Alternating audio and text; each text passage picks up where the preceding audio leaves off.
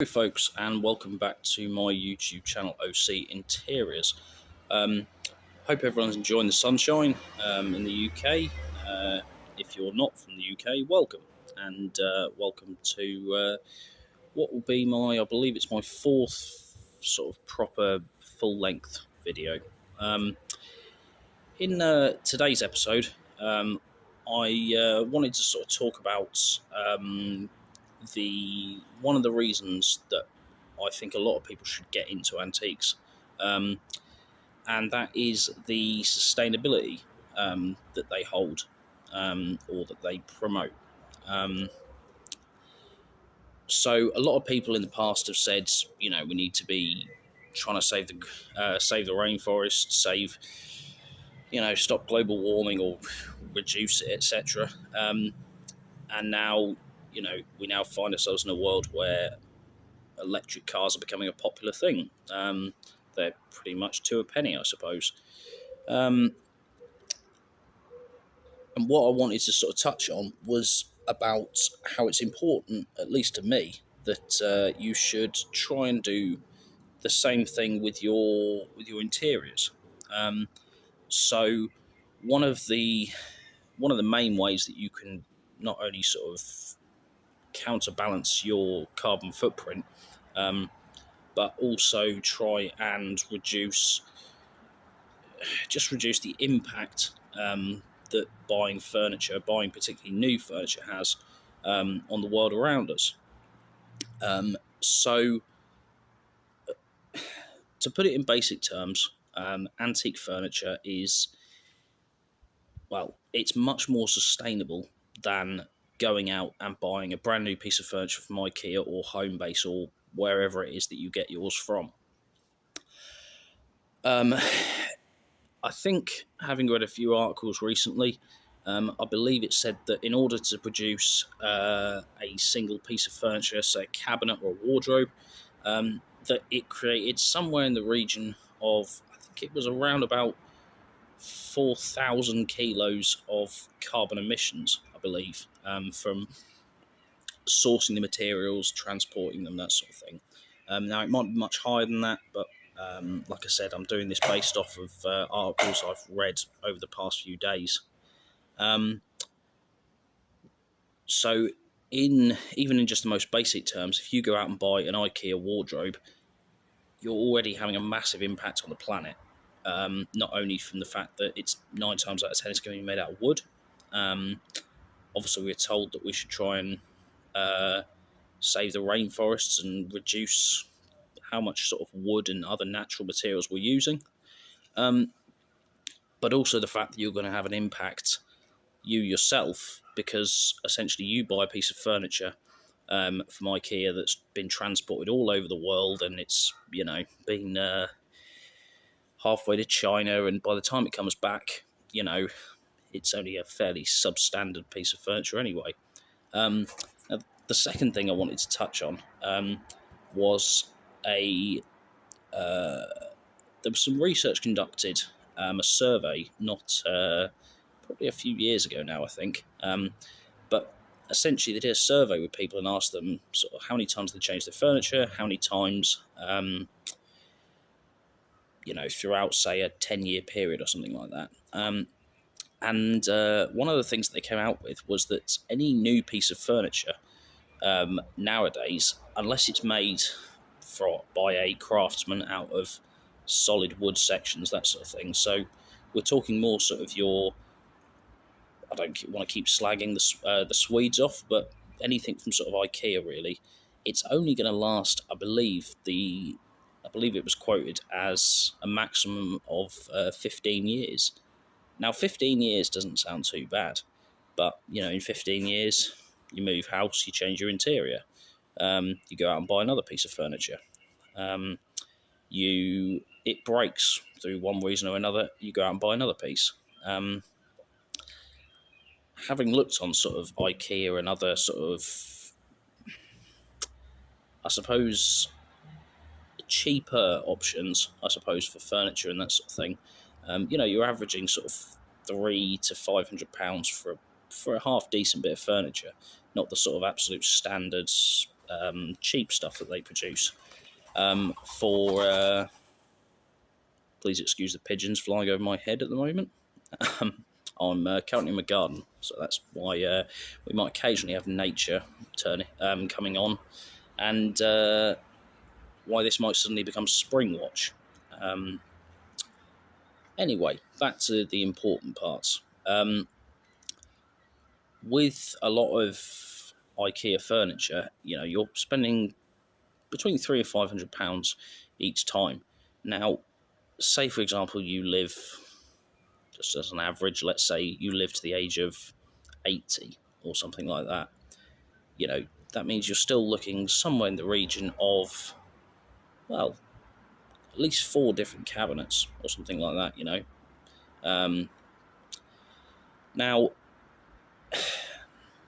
with a lot of this furniture, like I said, it will only last you 15 years.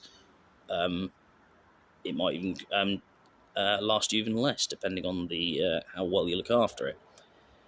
But when you come to the end of that 15 years, the chances are, unless you've already bought something that is, well, drastically cheaper than what it should be, you are 9 times out of 10 going to end up with a piece of furniture that isn't worth absolutely nothing. You've got a cheap pine cabinet that's been knocked together, possibly even by you if it's flat pack, and it'll be made out of pine and, well, cheap pine board and that sort of thing, and it won't be a particularly nice item at all.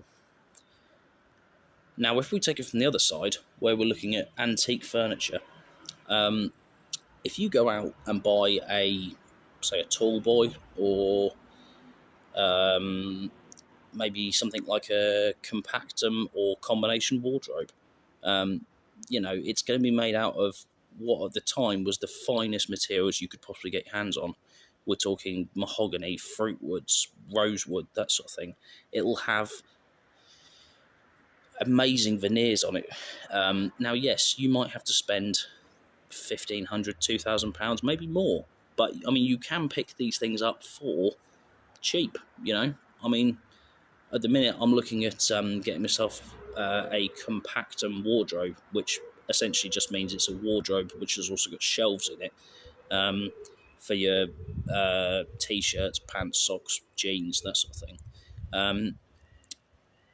And a lot of them that are coming up, I'm looking particularly for sort of something mid-century. You're looking sort of £300 to £400. But the difference is that these things will be made out of solid wood. A lot of the time they'll be using proper woodworking skills. So that would be tongue and groove, dovetail joints, that sort of thing. And they'll be made out of, as I said, proper big solid bits of wood. Now, I would almost challenge anybody, I wouldn't suggest you do this, but I'd challenge you to try and break one of these, like the drawers in an old tall boy, by slamming it shut or something like that, because they were built to last. An antique piece of furniture is already 100 years old at least, so it's going to last, I would say, probably another 100 years or so. And all you've really got to do is maintain it with a little bit of wax, oiling, that sort of thing. And then we sort of come on to one of sort of the final bits, and one of the reasons why I really think people should invest more in antique furniture in their own homes is you've gone out, you've taken the time to do your research and to find the piece that really, really suits you. And you've gone out and you've spent, I don't know, maybe say £500, something like that. Now, it might not definitely appreciate in value, but the chances is that somebody will still appreciate it, and you should be able to get the money that you paid back on it. If perhaps you go out and you buy something like one of the like finest pieces of furniture you can get your hands on, you buy something by Gillows or Howard and Sons or something like that, where the true class and the true expertise of finish um, from craftsmen of that time means that you're not going to lose money in the, say you decide in 15 years, same sort of time frame that you decide to sell it. 9 times out of 10, you're going to get your money back at the very least. If I say to you that a Howard and Sons armchair, um, even in fairly battered sort of condition, is still, it's still going to be, even if it needs restoration, it's still going to be somewhere in the region of £800 to £1,200. Restored, they can be £3,000, £4,000. To give you an example of the clientele, I mean, Queen Elizabeth II had a collection of them. So they are the absolute pinnacle in terms of British design from the time. Now, if you were to go out and buy something from Howard and Sons, say tomorrow, you spend, I don't know, £2,000 buying an armchair or something like that. You come to it in 10 years' time, it really wouldn't surprise me. Obviously, I'm not a mystic. I left my crystal ball somewhere else. It is going to be. It wouldn't surprise me if you added another zero to the price that you paid for it in 10 years' time, in terms of how much it's worth now. And so, above all else, let's just sort of finish off and round off what it is that we've been talking about. You've gone out, you've decided that you're going to take a sustainable approach. You've decided that what you want is quality. You want something that is of very good value. You want something that is very, very sustainable. And you want to make sure that the piece of furniture you buy lasts. So you go out, you buy, you could go out and buy a piece of IKEA furniture. It could last you 15 years. It could last you a year, for all you know. Or you could go out, you could treat yourself to something really special, something made with antique woods that's got incredible veneers, marquetry work that's just to die for. You enjoy it, you love it over the years. Any sort of little knocks and that sort of thing, we call that patina in the trade, if anything.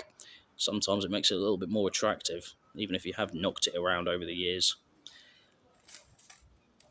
You then come out the other side of it, and you decide, right, okay, I'm going to sell it. You bought it for a good price. Chances are you're going to sell it at the very least at the same price you paid for it, if not for a half decent profit.